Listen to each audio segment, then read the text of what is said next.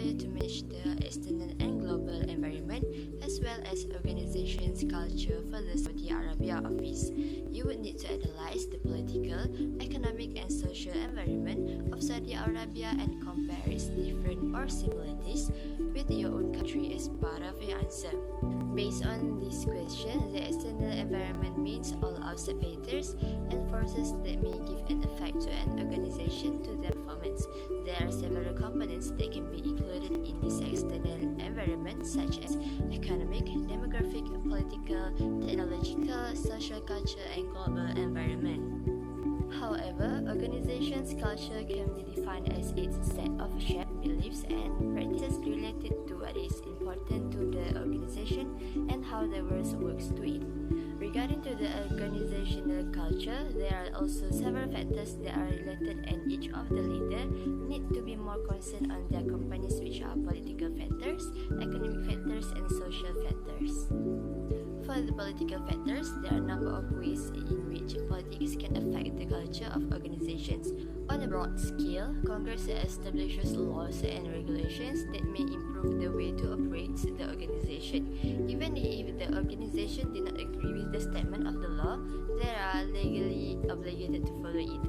On a lower scale, relationship between politics and can also affect society. In short, politics on a small and large scale may affect organization objectives and goals and the way they want to work towards them.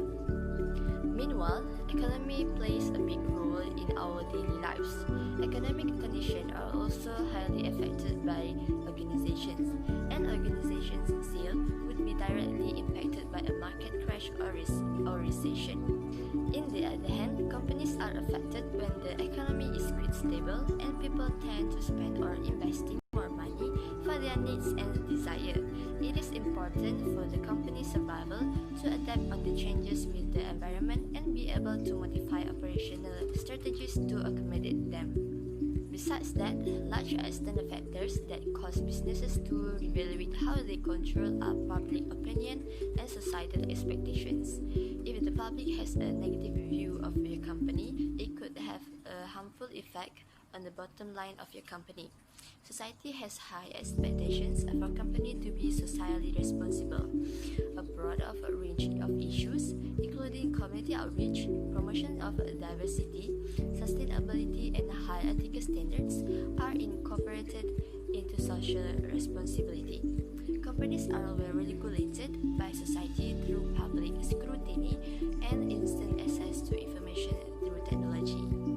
In the same time, we had analyzed on the comparison and the difference about political, economic, and social between Saudi Arabia and Malaysia.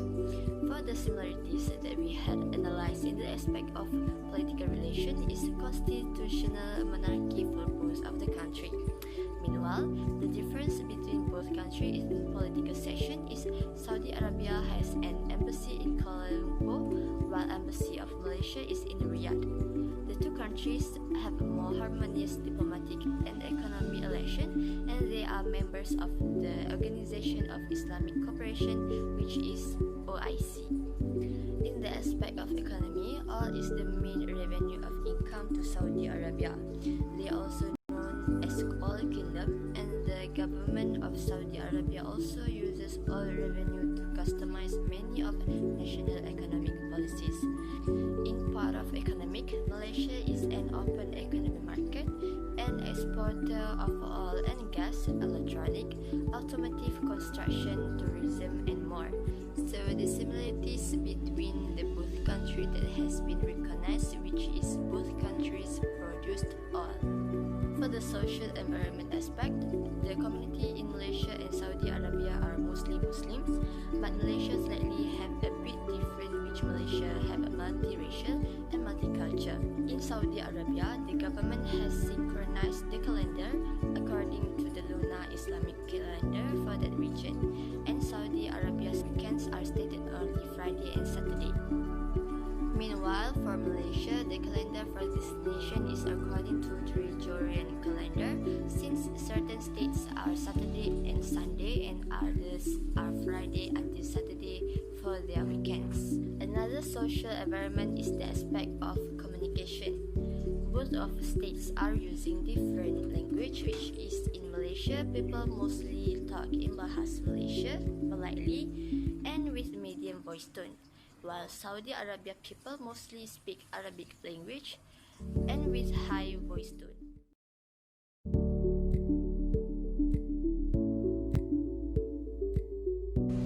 The first challenge is work style. Every country has their own unique style of work. Some company or the division are made by their leader and the employee just need to follow the leader. Other company might not be the same. The second challenge is communication style. Saudi Arabia's communication is different from the way nations communicate. The usage of English language in Malaysia and Saudi Arabia is not that excellent, so there will be a misunderstanding if they exchange important information, and the problem might be arise from there.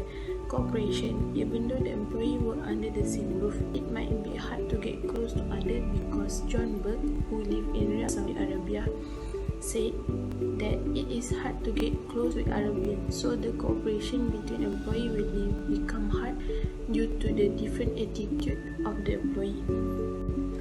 The fourth is influences. In cross-cultural team and group dynamic can be a major concern. It is because there is a change that there will be a team that has a similar cultural identity that will influence the entire team to follow their way to complete the task. As a result, it can create a tension environment between other members in the team. Last but not least, completing tasks. There are different judgments in the reward associated with tasks and varied ideas to complete the tasks that should work together.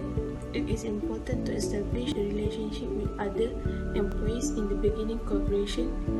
With this, the task will run smoothly if the employee get along before focusing on the task. Some other countries might just focus on the task and let the task develop their relationship as they work on the task. What are the skills, responsibilities, and requirements to hire the executive? Employee skills. First, time management. The way that how the executive plans and manage their time that they spend on a specific activity in a day. Second, leadership skills. The ability that lead the executive to motivate a group of people to achieve a common objective and goals. Third, strategic thinking skills. The option to create objectives and analyzing the variety of plans and always looking forward to find a good chance to improve the company. There are several responsibilities that we will look for when drafting a job description for executive. First, an executive responsibility is basically directing plans and coordinates operational activities for the organization and are normally responsible for devising policies and strategies to meet company goals. To ensure that employees under the executive are accustomed to the practices of the home country, we must hire an executive that are willing to be trained on the culture of the home country. Executive duty also depends on the size of the company that they lead. For instance, a larger organization would expect their executive to be focused more on strategic planning and formulating policies as it is focusing more on maintaining the company, while a smaller company's executive would be focused on hiring, training, purchasing, and other supervisory employee responsibilities. Other than that, an executive is responsible in structuring the company in the product strategy, product work, and people management. These include in making decisions about the values, long-term and short-term direction, also the marketing strategy of the product. Lastly, they should maintain a consistent, visible leadership presence, especially during the deadline-driven work. For the people management, an executive should make a formal performance evaluation for employees or creating performance improvement plans as needed as it gets to know what are the weaknesses among the employees. As a direct connection to the employees, an executive must be keenly aware of employee relations, ensuring they are healthy throughout the organization.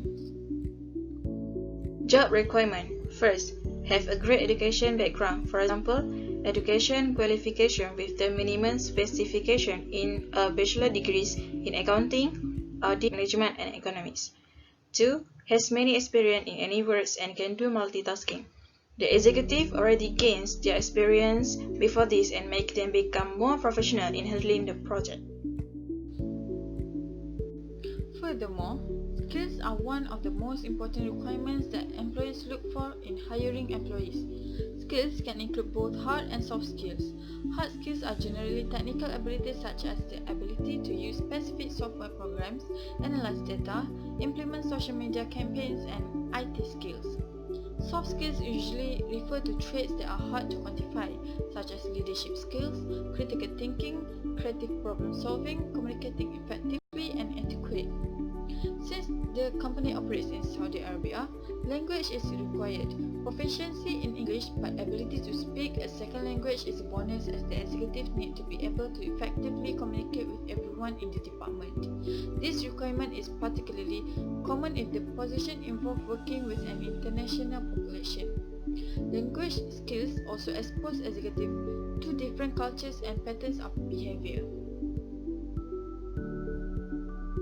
Lastly, personality traits describe the kind of a person who is best suited for the position in the company. A successful executive does not only have skills and experience, but it all comes down to core competencies, or the innate personality traits that drive a leader's behavior. Including traits and attributes in the job listing highlights elements of the corporate culture. These qualities may include visioning, passion, dedication, managing others, and creativity. What are the activities and programs the cultural manager will need to implement?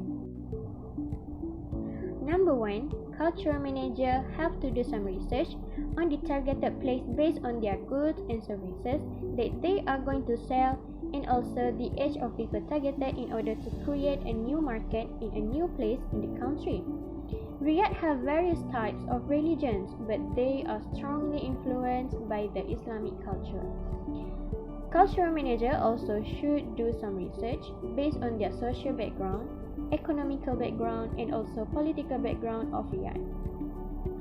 Therefore, Riyadh is strongly have Islamic ideology, so that the products must be friendly in each and also in every view from Islamic aspect. Number 2, the other program is the cultural manager can have a cultural integration program within the local staff and the staff from their origin country. This may lead to the business ethic, way of communication, and techniques in marketing between the corporate and customer, and also more effective factors to run a business between these two groups. There is also an opportunity for the researcher and to learn something, sustaining the quality of work, which requires that the producer and the consumers both are understand the standard to which quality product offer.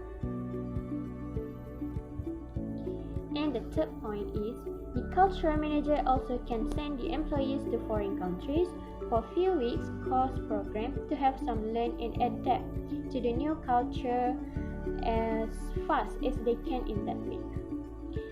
Thus, cultural manager must give a task for the employees to have been sent to abroad to learn about cultures at the country, to do a program to other employees for middle class worker in the organization of the company.